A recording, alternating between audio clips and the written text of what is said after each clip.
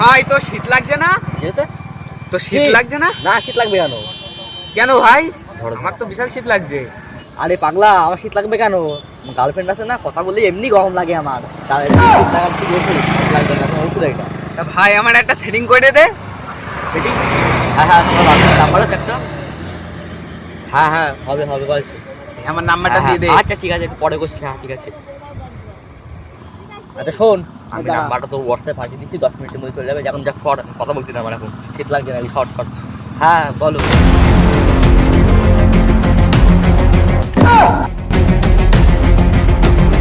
Hello, হ্যাঁ কে?